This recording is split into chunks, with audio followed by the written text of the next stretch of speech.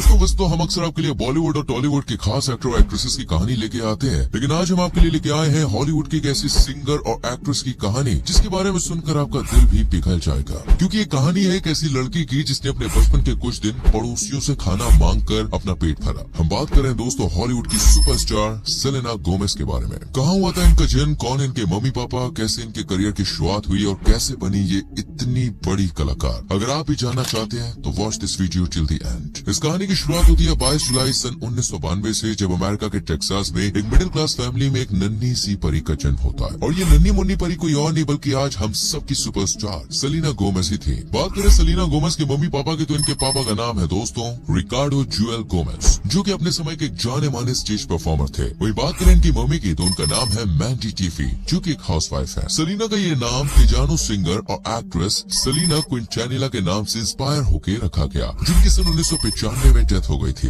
इसके अलावा Selena Gomez के पिता एक मैक्सिकन है तो वही इनकी माँ एक इटालियन है। और दूसरी सबसे हैरानी की बात तो ये है कि जब सेलेना गोमेज का जन्म हुआ तो इनकी माँ की उम्र सिर्फ 16 साल की थी। सेलेना गोमेज के अलावा इनके माता पिता की 2 बच्चियां और हैं, जिनके नाम है ग्रेसी और विक्टोरिया। लेकिन दुर्भाग्य से जब सेलेना गोमेज 5 साल की थी तो इनके माता पिता के रिश्ते कुछ ठीक नहीं रहे, जिसके चलते इनके मम्मी पापा का डिवोर्स हो गया और पेरेंट्स के डिवोर्स के बाद ये अपनी मम्मी के संग रही। बात करें सेलेना की पढ़ाई लिखाई के बारे में तो दोस्तों सेलेना ने अपनी शुरुआती पढ़ाई टेक्सास के जैनी जोन्स मिडिल स्कूल से की और 2010 में इन्होंने होम स्कूलिंग के जरिए अपना डिप्लोमा कंप्लीट किया। जैसे कि हम आपको पहले ही बता चुके हैं कि जब सेलेना 5 साल की थी तभी इनके मम्मी पापा का डिवोर्स हो गया था, जिसके बाद सेलेना अपनी मम्मी के संग रहती थी। इनकी माँ को घर खर्च चलाने में बहुत मुसीबतों का सामना करना पड़ता था। इतने नहीं दोस्तों सेलेना ने एक इंटरव्यू में ये भी बताया था कि उन्होंने अपनी जिंदगी के कुछ दिन ऐसे गुजारे हैं जब इन्हें खाना पेट भरने के लिए अपने पड़ोसियों से लेना पड़ा। इतने ज्यादा खराब हालात थे। सेलेना को बहुत दुख होता था। वो अकेले में बैठ के अपने घर के हालात के बारे में काफी कुछ सोचती। इसके अलावा वो सोचती थी अगर मैं ऐसी ही बैठी रही हाथ में हाथ रख के तो इससे हालात कभी भी नहीं सुधरेंगे। मुझे कुछ ऐसा करना होगा जिससे घर की कंडीशन चेंज हो सके।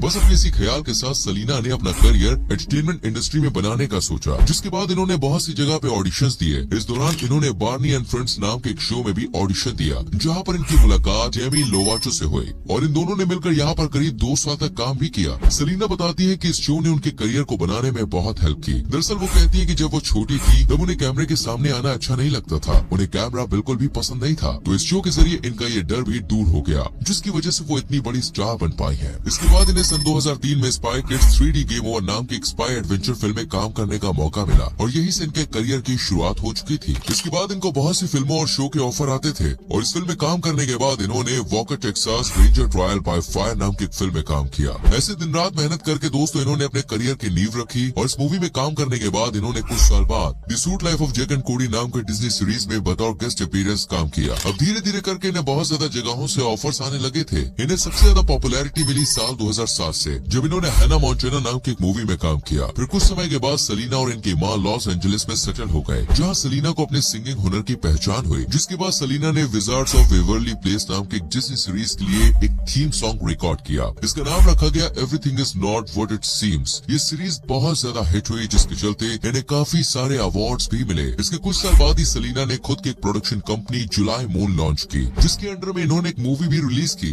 जिसमें इन्होंने खुद भी एक्टिंग की। और कुछ समय के बाद इन्होंने 13 रीजंस व्हाई पर मूवी बनाने की सोची, लेकिन किसी वजह से वो इसे बना ना पाए। फिर कुछ समय के बाद इन्होंने Selena Gomez and the Scene नाम का एक बैंड भी बनाया, जिसके चलते इन्होंने अपनी पहली एल्बम लॉन्च की किस एंड टेल। और कुछ समय बाद इन्होंने अपनी दूसरी और तीसरी album a year without rain और when the gun goes down launch की। ऐसी दोस्तों आगे बढ़ते बढ़ते सेलेना ने कुछ समय बाद अपना lead single good for you गाना लॉन्च किया। इनका ये सॉन्ग काफी ज्यादा हिट हुआ। इस गाने की कुल 1,79,000 कॉपीज बेची गई थी और ऐसे इन्होंने कई फिल्मों में गाने गाए और कई सारे कोलैबोरेशन भी किए। इससे वो और भी ज्यादा फेमस होने लगी और पहले अपनी ये जिस मूवी को नहीं बना पाई थी, अब इन्होंने इसे नेटफ्लिक्स के साथ मिलकर एक सीरीज के रूप में लॉन्च भी कर दिया। और सन 2022 के आखिर में इन्होंने अपनी डॉक्यूमेंट्री फिल्म रिलीज की, जिसका नाम है माई माइंड एंड मी। चलिए दोस्तों वीडियो में आगे बढ़ते हैं और जानते हैं सेलेना गोमेज की जिंदगी से जुड़ी कुछ और मजेदार बातों के बारे में। लेकिन उन्हें जानने से पहले अगर आपने हमारी वीडियो को लाइक नहीं किया तो फटाफट से लाइक करें और पेज को फॉलो भी करें। दोस्तों सेलेना को अपने टैलेंट के दम पर बहुत सारे अवार्ड्स मिल चुके हैं, जिनमें teen choice award for choice female hottie award, kids choice award for favourite female TV star award, MTV video music award for best pop award, American music award for favourite female artist for pop rock award और Billboard music award for women of the year award जैसे ढेरों awards इन्हें मिले हैं, जो बताते हैं कि ये कितनी हुनर वाली है। वही बात करें इनसे जुड़ी कंट्रोवर्सीज के बारे में तो बात है 2013 की। दरअसल दोस्तों सन 2013 में कम एंड गेट इट के स्टेज परफॉर्मेंस के दौरान सलीना ने अपने माथे पर एक बिंदी लगाई हुई थी। हालांकि ये कोई दिक्कत वाली बात नहीं थी, लेकिन इस प्रदर्शन के दौरान उन्होंने जो कपड़े पहने हुए थे उसके ऊपर जो बिंदी लगाई थी वो हिंदू धर्म को ठेस पहुंचा रही थी, जिसके चलते हिंदू समूह ने उनकी खूब बुराई की। लेकिन जैसे तैसे करके सलीना ने इस बात को वहीं पर खत्म कर दिया। तो दोस्तों ये थी सलीना गोम्स की प्रोफेशनल लाइफ। चलिए अब जानते हैं इनकी पर्सनल लाइफ के बारे में, यानी कि इनकी निजी जिंदगी के बारे में। सलीना गोम्स ने अभी तक अपनी जिंदगी का पार्टनर बोले तो अपना लाइफ पार्टनर नहीं चुना है। वही बात करें इनके बॉयफ्रेंड के बारे में तो ऐसा बताया जाता है सन 2009 में सलीना और जस्टिन बीबर एक दूसरे के संग रिलेशनशिप में थे।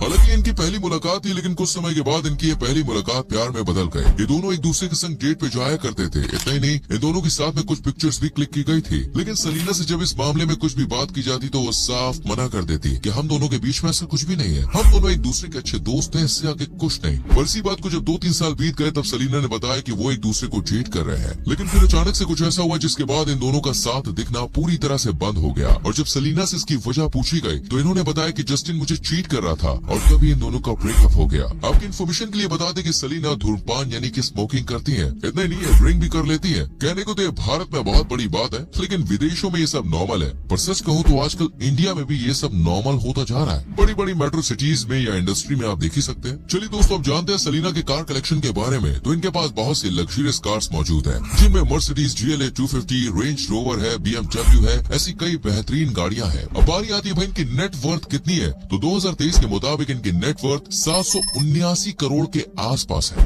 ये है सलीना की पूरी जिंदगी। आप मुझे बताइए ये आपको कैसी लगती है, कमेंट जरूर करना, वीडियो को लाइक और शेयर भी करें और हाँ, पेज को फॉलो करना ना भूलें।